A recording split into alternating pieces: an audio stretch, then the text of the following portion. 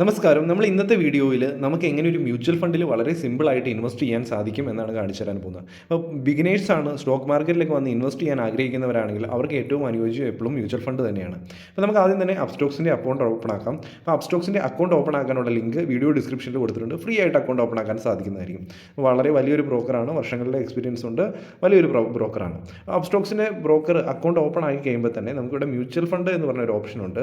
അതിലൊന്ന് ക്ലിക്ക് ചെയ്ത് കൊടുക്കാം. അപ്പോൾ ഇവിടെ ഒരുപാട് മ്യൂച്വൽ ഫണ്ടുകൾ നമുക്കിവിടെ സെർച്ച് ചെയ്തെടുക്കാം. ഇപ്പോൾ എക്സാമ്പിളായിട്ട് ഞാൻ ഇങ്ങനെ ഒരു മ്യൂച്വൽ ഫണ്ട് ഇവിടെ ഞാൻ ഓപ്പൺ ആക്കിയിട്ടുണ്ട്. ഇപ്പോൾ ഈ ഒരു മ്യൂച്വൽ ഫണ്ടാണ് ഓപ്പൺ ആക്കിയിരിക്കുന്നത്.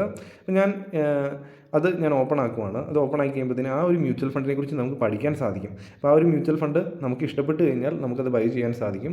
ഇത് നിഫ്റ്റി 50 ഇൻഡെക്സ് ഫണ്ട് എന്ന് പറഞ്ഞ ഫണ്ടാണ്. അപ്പോൾ നിഫ്റ്റിയിലെ 50 കമ്പനികൾ ഒന്നിച്ച് പിടിച്ചു വെച്ചിരിക്കുന്ന ഒരു ബാസ്ക്കറ്റിലെയാണ് ഈ ഒരു ഫണ്ട്. അതുപോലെ തന്നെ നമ്മൾ താഴോട്ട് വരുന്ന സമയത്ത് നമുക്കിവിടെ മിനിമം 500 രൂപയുടെ SIP ആയിട്ടാണെങ്കിലും നമുക്ക് സ്റ്റാർട്ട് ചെയ്യാം. ഈ ഒരു ഫണ്ട് സ്റ്റാർട്ട് ചെയ്ത് 2013 ലോക്കിൻ പീരീഡ് ഒന്നുമില്ല. നമുക്ക് എപ്പോൾ വേണമെങ്കിലും വാങ്ങിയിട്ട് വിൽക്കാൻ സാധിക്കും. ബാക്കിയുള്ള പോസ്റ്റും കാര്യങ്ങളൊന്നും കൊടുക്കണ്ട. ഇപ്പോൾ ഇതിൻ്റെ ഒരു യൂണിറ്റ് വാങ്ങാനുള്ള പ്രൈസ് എന്ന് പറഞ്ഞാൽ 178 രൂപയാണ്. അതുപോലെ തന്നെ നമുക്ക് ഇതിൻ്റെ അകത്ത് ഇതുവരെ വന്ന ഇൻവെസ്റ്റ്മെൻറ്റ് 26,947 കോടി രൂപ വന്നിട്ടുണ്ട്. ഇതിൻ്റെ എക്സ്പെൻസ് റേഷ്യോ 0.21% ആണ് നമുക്ക് വർഷത്തിൽ കൊടുക്കേണ്ടത്. ഈ ഒരു ഫണ്ട് മാനേജ് ചെയ്യുന്നവർക്ക് കൊടുക്കേണ്ട ചാർജ്. അപ്പോൾ ബെഞ്ച് മാർക്ക് നിഫ്റ്റി 50 ആണ്.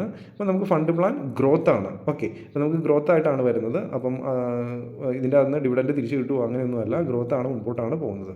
നമുക്കിവിടെ മന്ത്ലി SIP ആയിട്ട് വേണമെങ്കിൽ ഇൻവെസ്റ്റ് ചെയ്യാം, അല്ലെങ്കിൽ വൺ ടൈം ആയിട്ടാണെങ്കിലും ഇൻവെസ്റ്റ് ചെയ്യാം. അപ്പം ഇവിടെ മന്ത്ലി SIP ആയിട്ട് ഈ ഒരു ഫണ്ടിൽ ഇൻവെസ്റ്റ് ചെയ്തവർക്ക് എന്ത് റിട്ടേൺ കിട്ടി എന്ന് നമുക്ക് കാണാൻ സാധിക്കും. അപ്പോൾ ഇവിടെ ഈ ഒരു ഫണ്ടിൽ മന്ത്ലി SIP ആയിട്ട് ഒരു 500 രൂപ ഇൻവെസ്റ്റ് ചെയ്ത ഒരാളാണെങ്കിൽ, ഒരു 3 വർഷത്തേക്കൊക്കെയാണ് ഇൻവെസ്റ്റ് ചെയ്തതെങ്കിൽ അയാൾക്ക് ഈ ഒരു റിട്ടേൺ ആണ് കിട്ടിയത്. അതേസമയത്ത് ഗോൾഡിലാണ് 500 SIP ചെയ്തെങ്കിൽ അവർക്ക് കുറച്ചും കൂടെ കൂടുതൽ റിട്ടേൺ കിട്ടിയാണ്. FDയിലാണെങ്കിൽ അതിലും വളരെ കുറവ് റിട്ടേൺ ആണ് കിട്ടുമായിരുന്നുള്ളൂ. നമ്മൾ വൺ ടൈം ആണ് ഇൻവെസ്റ്റ് ചെയ്യുന്നതെങ്കിൽ അവർക്ക് എന്ത് റിട്ടേൺ കിട്ടും എന്ന് ഇവിടെ കാണാൻ സാധിക്കുന്നുണ്ട്.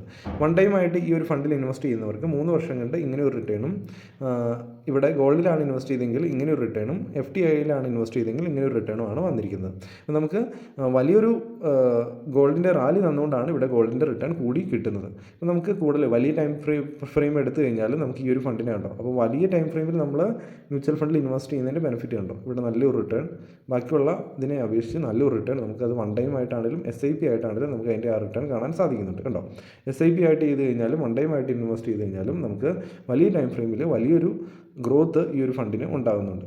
ഇത് വാങ്ങാനുള്ള റെക്കമെൻഡേഷനും കാര്യങ്ങളും ഒന്നുമല്ല, നിങ്ങൾക്ക് അനുയോജ്യമായ ഫണ്ട് പഠിച്ച് എൻട്രി എടുക്കാൻ സാധിക്കുന്നതായിരിക്കും.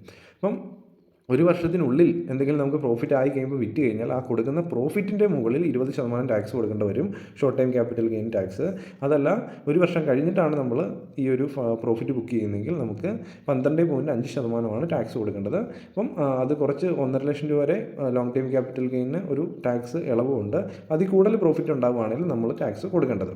ഇങ്ങനെയാണ് ഇതിൻ്റെ ഡീറ്റെയിൽസ്. അതിൻ്റെ ഒപ്പം കാറ്റഗറി പെടുന്ന ഒരുപാട് ഫണ്ടുകൾ കിട്ടും. അപ്പോൾ അതൊക്കെ നമുക്ക് കമ്പാരിസൺ നടത്തി നമുക്ക് ഇതിൻ്റെ അകത്ത് ഇൻവെസ്റ്റ് ചെയ്യാൻ സാധിക്കും. നമുക്കിവിടെ താഴെ വൺ ടൈം എന്ന് പറഞ്ഞ ഓപ്ഷൻ ഉണ്ട്. അതിലൊന്ന് ക്ലിക്ക് ചെയ്ത് കൊടുക്കുക.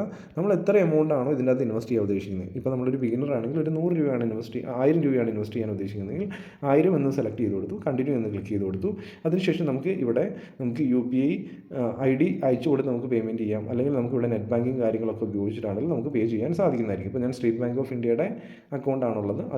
അതിൻ്റെ അത് ക്ലിക്ക് ചെയ്ത് നമുക്ക് ഡയറക്റ്റ് പേയ്മെൻറ്റ് ചെയ്യാം. പേ ചെയ്ത് കഴിയുമ്പോഴത്തേനും നമ്മുടെ യൂണിറ്റ് ബൈ ആകുന്നതായിരിക്കും. അപ്പോൾ ഇന്നല്ല ബൈ ആകുന്നത്, അടുത്ത ദിവസമാണ് ബൈ ആകുന്നത്. ക്ലിയർ ആയെന്ന് ഞാൻ വിചാരിക്കുന്നു. അപ്പം ഇന്നല്ല ബൈ ആകുന്നത്, അടുത്ത ദിവസം മാർക്കറ്റ് ഓപ്പൺ ആയി കഴിയുമ്പോഴായിരിക്കും ഇത് ബൈ ആകുന്നത്. വളരെ സിമ്പിളായിട്ടുള്ള പ്രൊസീജിയറാണ്, എല്ലാവർക്കും ചെയ്യാം. അപ്പം ഇങ്ങനെയുള്ള ഒരു മ്യൂച്വൽ ഫണ്ടിൽ ഇൻവെസ്റ്റ് ചെയ്യണമെങ്കിൽ നമുക്ക് അപ്സ്റ്റോക്സിൻ്റെ അക്കൗണ്ടൊക്കെ ഓപ്പൺ വേണം. അപ്സ്റ്റോക്സിൻ്റെ അക്കൗണ്ട് ഓപ്പൺ ആക്കാനുള്ള ലിങ്ക് താഴെയുണ്ട്, അവിടെ പോയി അക്കൗണ്ട് ഓപ്പൺ ആക്കുക. അതിനുശേഷം ഇതുപോലെ മ്യൂച്വൽ ഫണ്ടിൽ ഇൻവെസ്റ്റ് ചെയ്യാം. ഓക്കെ, ഇപ്പോൾ ലോങ് ടൈമിലേക്ക് ഇൻവെസ്റ്റ് ചെയ്ത് കഴിഞ്ഞാൽ നല്ല ഗ്രോത്ത് ഉണ്ടാകാനുള്ള സാധ്യതകളുണ്ട്. Okay, thank you.